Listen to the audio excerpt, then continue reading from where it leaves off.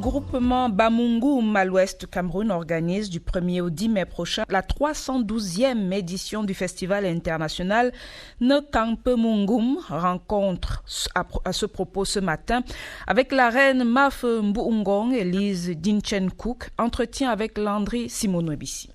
Elise Ndinchenkouk, bonjour. Bonjour Landry Simon. Nous venons ce jour à la rencontre d'Elise Ndinchenkouk. Sans vous demander qui est-elle? Elise Dinchenkouk, c'est tout un long parcours. J'ai commencé à la radiodiffusion du Cameroun. J'ai été interviewée ici dans un local à l'époque par Jean-Vincent Tchénéom. Après, on nous a formés un peu au poste national. J'ai été affectée à Radio Boya, ensuite à Radio Douala. Je suis un peu de la promotion des Denise Epotet, des Salim Messieurs Abétion et autres.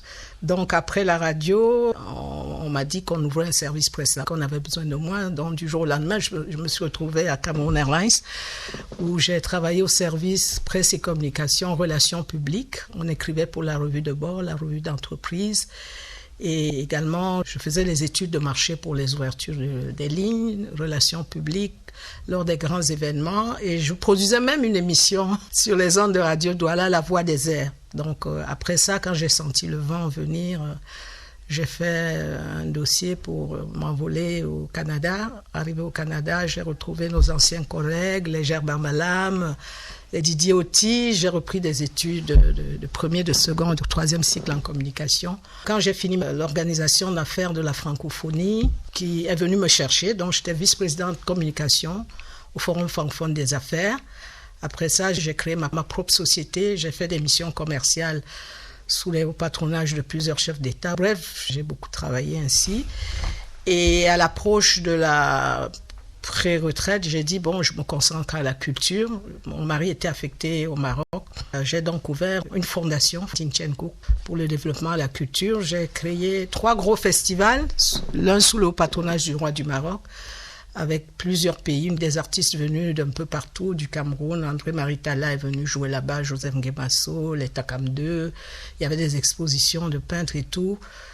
Et au bout de la 3e édition, le Burkina nous a invités. On a fait une édition sous le patronage du président de la République. Après, le Covid a mis en berne la plupart des festivals.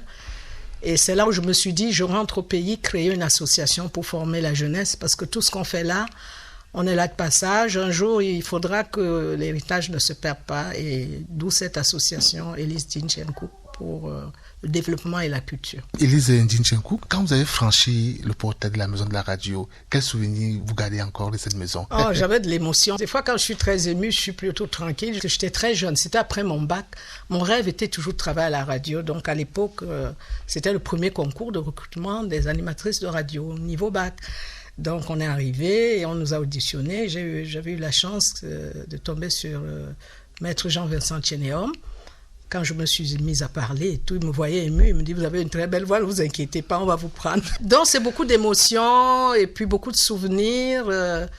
C'est ça, je pense à tous mes anciens collègues.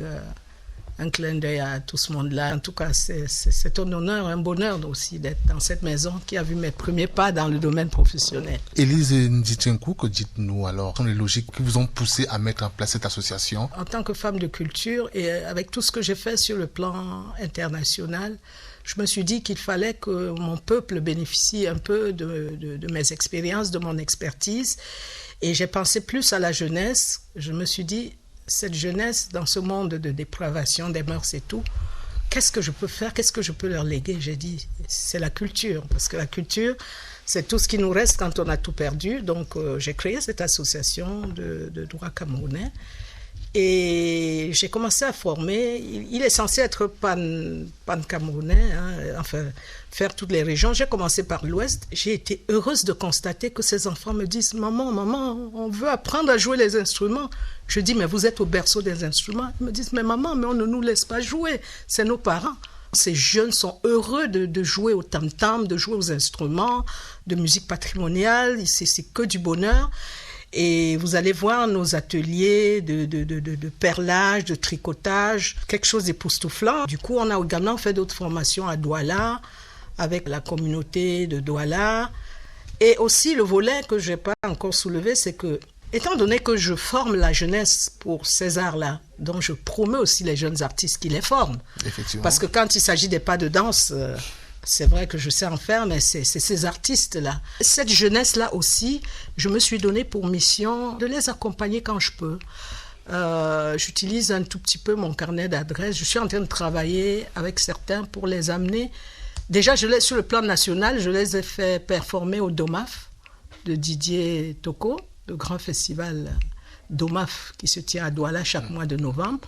Donc, pendant 3 éditions successives, non seulement j'ai les ateliers de formation pendant la durée du festival, mais je mets en scène ces artistes qui jouent pour qu'ils puissent, n'est-ce pas, également se dire qu'ils ne travaillent pas pour rien. Je suis beaucoup vraiment dans le patrimonial. Il faut noter que vous êtes à la cour royale Bamungum, une reine-mère du titre de Mafo Bungon. Bungon, c'est celle qui élève le peuple, le monde, qui apporte quelque chose. Donc j'ai été anoblie il y a 15 ans. Donc on pense que c'est le roi actuel qui m'a anoblie. Non, c'est son papa il y a 15 ans. Et je continue mes œuvres. Ambassadrice du roi, c'est son porte-parole. C'est une femme généreuse. C'est une femme qui apporte dans le village, qui apporte dans la communauté son savoir-faire, son savoir-être. Elle doit être un modèle, elle doit inspirer. Et c'est dans cette dynamique que, quand on va parler du festival international, que j'ai été nommée chargée de mission internationale pour couvrir la zone États-Unis, Canada, Amérique du Sud. C'est ça le rôle d'une reine, apporter un plus dans la communauté. Vous avez évoqué ce grand festival international du peuple Bamungum, dénommé Festival international Nekang Pomungon 2025. Et déjà, Bamungum est situé où? Bamungum fait partie d'une chefferie de premier degré. Il est situé à l'ouest du Cameroun, à côté de Bafoussam. C'est une communauté qui compte 135 000 âmes. On couvre une superficie d'à peu près 93 000 km². Et ça a été créé en 1404 par notre ancêtre, le roi Ndjongve. Ndjongve veut dire chasseur. Le roi actuel, c'est le roi Mbefotso Mitterrand. C'est le 21e roi de la dynastie. Et ce festival, cette fois-ci, du 1er au 10 mai, on est à sa 312e édition. Festival international Nekang, ça traduit quoi? Nekang veut dire force, puissance. Magie, pas dans le sens péjoratif, hein. Ça veut dire quelque chose de merveilleux.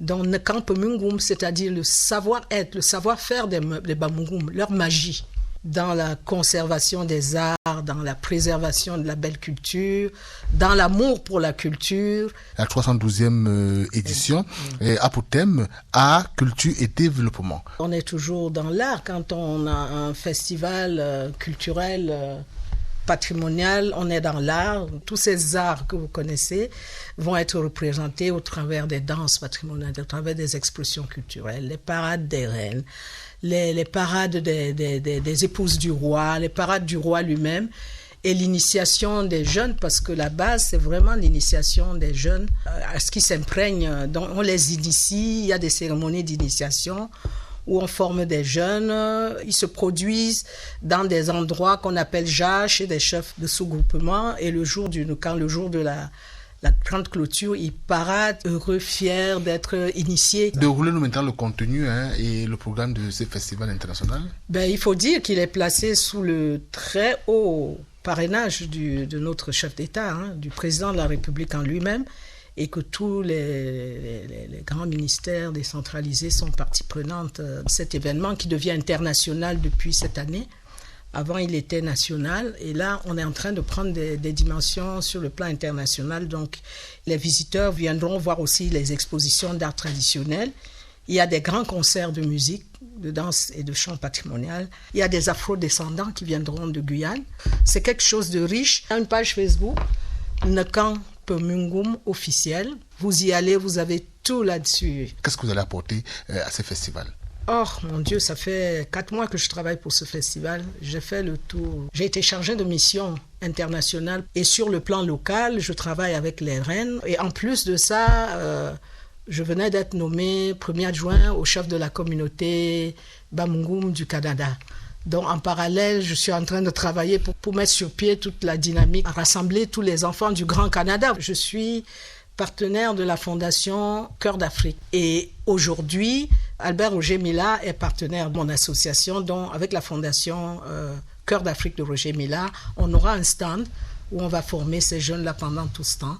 Et également, je suis représentante en Afrique du festival canadien.